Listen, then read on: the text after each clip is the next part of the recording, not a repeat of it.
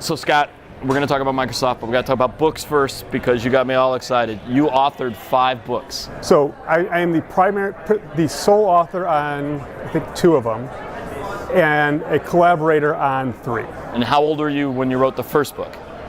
I started it when I was 25. It got published when I was 26, 27. And the title of the book is? Windows Shell Programming. So basically ticking Windows, yeah, it's not exciting. No, it doesn't matter, it's cool still. It was basically, it was a thing I had been digging in. So the whole plan behind it was I was looking into how do you get to make the big bucks in software. And the guys I respected, they started writing articles, then they wrote books, then they became public speakers, got famous, bill rates go up. That's kind of the magic formula. Trust me, it's the same in speaking and FinTech, yeah. So I wrote an article for a magazine, got 1 article out, and a publisher, a guy at Prentice Hall who had just started up wanted to do more Windows programming books, said he's looking for authors, and so he hit me after 1 article. So I thought, wow, this is faster and easier than I thought. So yeah. I proposed a book that I had written an article on how to extend the Windows shell. I can't even remember what it was. I think it was probably something about how to put like a little notification icon in the toolbar. That sounds like it's probably what the article was. And then I said, well, okay, I'll just explain how to do all the rest of the shell. So how do you extend Explorer so that when you right-click on a file, it shows all the right things. When you want to, whatever you want to do, if you want to put stuff into, Internet Explorer when it was still a big browser. What year was this? Again, this is around 97. I wonder if I actually use it. I was a developer back in the day. I wonder, it'd be hilarious if that was actually one I used. So one of the funny things is that my book didn't sell well, but it wound up selling. I ran into like everybody who wanted to write a Windows shell extension bought the book. Yeah. So all 6,000 people who needed to write one bought the book. There's nothing wrong with that, all right? Narrow and deep. It's phenomenal for my bill rate. My bill rate jumped $30 an hour just because I had that credential. So what's your role at Microsoft now? So these days my role at Microsoft is I'm a cloud solutions architect, which is a fancy way of saying if you want to build something on Azure, I can walk you through it. And what I also love, right before we started filming, we talked about this, you have a background in logistics and warehouse. And warehouse management systems, yeah. So it's, figuring out, so I wrote a system that was originally sold to Home Depot, and what Home Depot wanted to do, and what a lot of people who own warehouses in general want to do, is they want to take and use not only their warehouse, the physical space, but they've got these trucks and these, the big rigs, those containers, those are sitting in a yard holding more stuff that they don't have room for in the warehouse. Yeah, you have assets. Yeah. You've got an expense and assets sitting, not moving. Right. And a lot of times it's, that space is as big or bigger than what you have in the warehouse. And what they wanted to be able to do was you have a bill of lading that you have to fill up, and you need to move those saws, those TVs, whatever it might be, and they're not in the warehouse. So how do you make sure that the truck that has those things shows up as close to a loading dock as the other truck that you're trying to fill up? That was the problem in its essence. Never mind the back, how to sort the things to pack them in tightly. We actually didn't tackle that problem. We let the guys on the dock figure it out. All we wanted to do is make sure that the pallet of goods got as close as possible to minimize loading times. So it's thinking end-to-end, it's thinking the ecosystem. It's amazing when you step back and look at it, right? It's because I remember when I first got into the industry and out of the military, it's like in the early 90s, and studying Kaizen, because I worked for a Japanese company, right? So it was each step, right, of the process and how you keep shrinking time and steps, but now it's doing all that digitally, right, in the cloud, and nice job. No, and it was fun stuff too, because the other thing we would do is like if someone was unloading a truck and then a bill of lading came in for another one nearby, instead of routing the packages to the shelves, route it to the next truck. Real-time decision. Yeah, again, assuming that the stuff on the shelves wasn't old, that there was stuff on the shelves that was older, if they had the same relative date, then you skip steps. So what's a normal day like now for you? A normal day for me now is I spend my mornings talking to various folks about what's going on. So across industries? Across industries. So I'll talk to a bank, I'll talk to an oil company, I'll talk to, it depends on what's on there. Primarily I'll talk to insurance companies because that's my main focus. An industry that might need a little bit of help. Yeah. Oh, and interesting stuff. So, but a ton of potential, right? When you think about the volume of data that they sit on, the impacts that they can have across multiple industries, right? So if you're talking about property and casualty insurance, it gets really interesting as far as like, so I was able to talk to EY, R3, not Maersk yet, though, but about the whole Maersk solution. And it was really interesting just getting in and understanding what they were trying to solve. The problem, and why blockchain fell into it, why it was the right thing to do.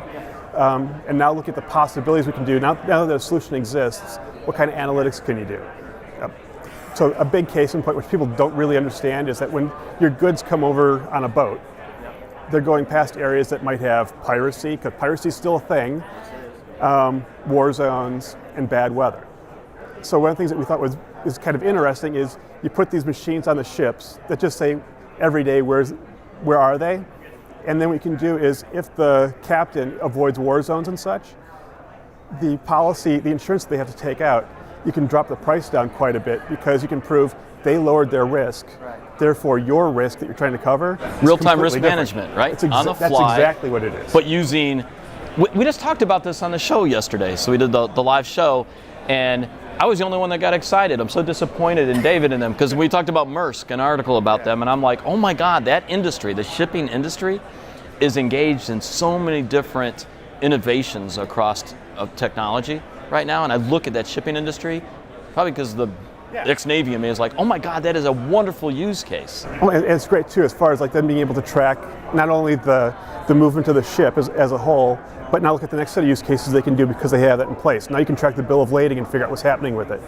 You can ensure, if you got interesting packages on the ship, and let's say the ship rolls, you have bad weather, and stuff falls off, you can now track and start issuing compensation back right away because you lost containers. In real time. In real time. And knowing that, right? Real time. Let's, again, keep in mind, these are ships in the middle of the ocean. I understand, yeah. So it's satellites and all the other. But still, but you do have the capability, right? You have the right, if you have the right system set up on those containers, they'll know it. They'll feel the movement and they can sense it. So now we're getting to IoT, right? Oh my God, I'm getting excited. For all of you that watch FinTech Insider Live, Sam was right. Scott at Microsoft just said it. We're going to go with that, okay? No, so the use cases you're going to look at it, there's like no end to that, actually. No. It's wide open. There's so much opportunity in this space that I expect that we probably won't have gotten anybody who really knows it for another 10, 15 years.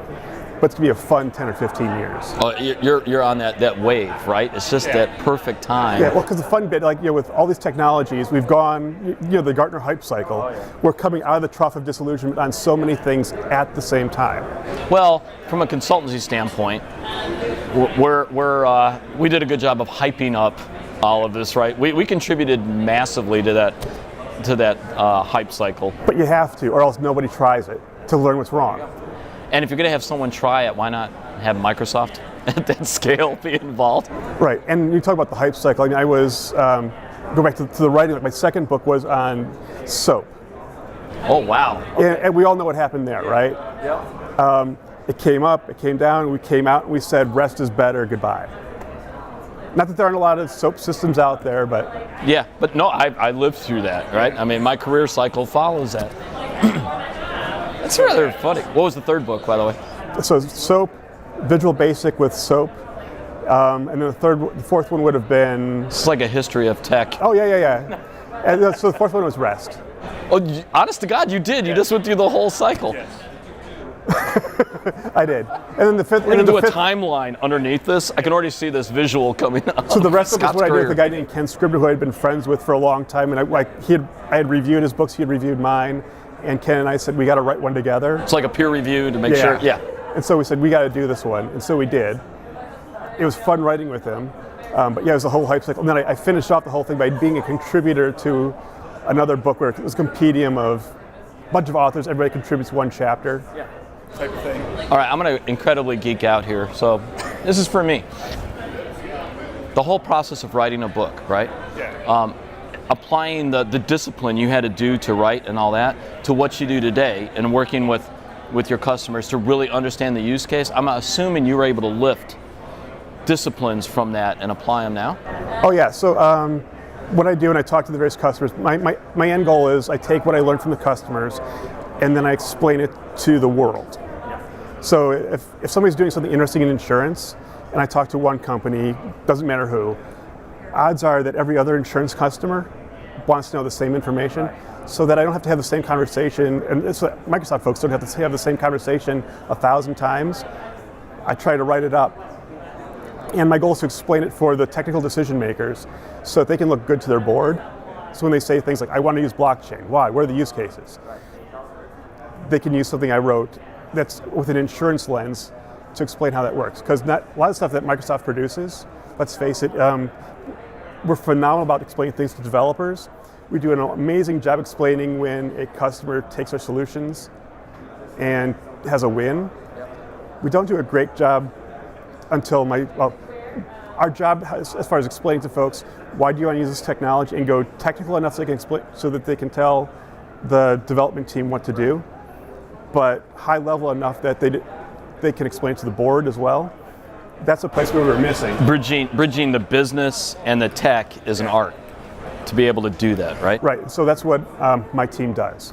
And so, go back to your question, do I use my skills? Yeah, I use them for the storytelling, to explain, how do you tell a story to a person?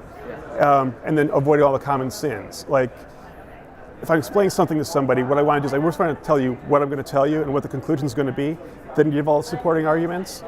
I don't want to take you on the journey and make you guess what I'm going to do. So I use those skills that I learned from writing books for the articles I do, for the interviews I do with folks, when I'm trying to explain to them the technology. Because I also meet with customers on a regular basis just to keep up, what's going on. It's like an open source solution system that you're doing. Right, and so the big thing I take from the writing days is scheduling. I know the when discipline, I write, right? That you have to, because I'm assuming you have a family and you have a life and a career, and then you just threw that on top of it. Right. And so the discipline bit is just, I know hours I'm most ready for writing, and so nobody gets those, like if you're on a meeting during those hours, you better have a darn good reason why you want to talk to me, because that's prime time for me getting my thoughts done. Tom Wolfe just passed away, the great author. Yeah. And I remember he had a rule. One, he put that damn suit on every day, regardless. When he wrote that damn white suit, that Tom Wolfe, Bonfire, the Vanities, that guy, he would put the suit on, he would sit, and I think until he wrote something like, maybe it was 10 pages or 15 pages, he didn't get back up at a manual typewriter. That was his discipline, right? Yeah. I'm assuming you didn't wear a white suit. No, so for me, it's, clothing does not help me set the mood. Clothing optional. We've now learned something about Scott. Writing at 4:30 in the morning, in the middle of summer, if you don't have air conditioning, not clothing optional, but you don't want to walk in. Look how much we've learned in this conversation, Scott. Thanks, man. It was fun.